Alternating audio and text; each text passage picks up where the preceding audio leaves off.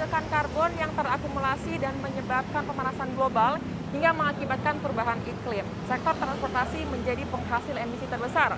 Kemudian penggunaan listrik, lampu, dan juga penggunaan internet menjadi faktor-faktornya. Lalu apa yang bisa kita lakukan untuk bisa mengurangi jejak karbon kita? Situs resmi Institute for Essential Services Reform (IESR) mengungkapkan, sebagian besar aktivitas manusia membutuhkan sumber energi dari bahan bakar fosil. Penggunaan kendaraan bermotor pribadi, pendingin udara, pemanas ruangan, dan perangkat elektronik dapat melancarkan aktivitas kita sehari-hari. Namun, apabila berlebihan, penggunaan alat-alat tersebut berdampak buruk terhadap lingkungan. Kini kesadaran untuk menghitung jejak karbon sudah mulai terbangun, yaitu bisa dilakukan dengan beberapa cara melalui beberapa situs. Salah satu yang sering digunakan secara global ialah carbonfootprint.com, tetapi di Indonesia sudah ada NGO yang mengembangkan perhitungan jejak karbon, yaitu IESR atau Institute for Essential Services Reform. Kita akan coba satu-satu.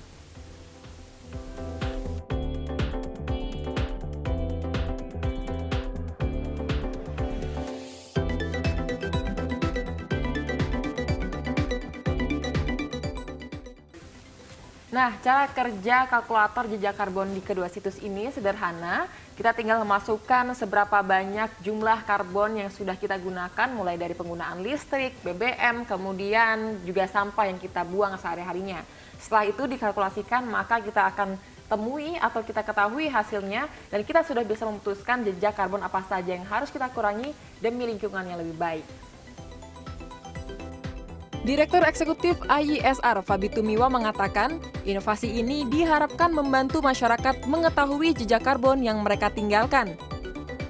Diluncurkan 10 tahun yang lalu, kini jumlah penggunanya sudah mencapai puluhan ribu orang. Penggunanya bukan hanya individu, tetapi juga perusahaan-perusahaan.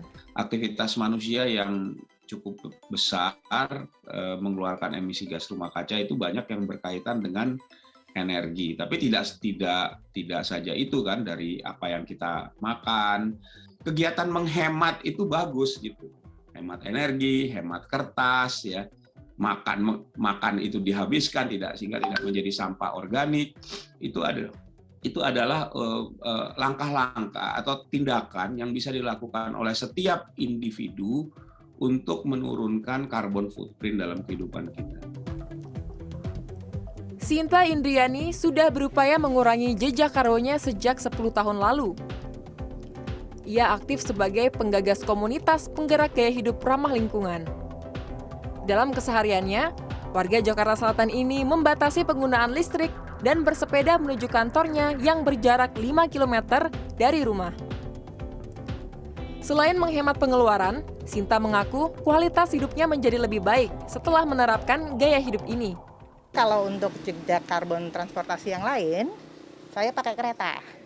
Karena kan udah lebih mass gitu ya. Jadi untuk trip-trip yang di Jawa, saya coba naik kereta. Lalu kalau di rumah, saat ini saya juga pasang solar PV.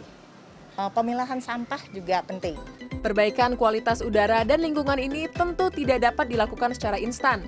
Diperlukan keikutsertaan masyarakat secara luas dan konsistensi dalam pelaksanaannya.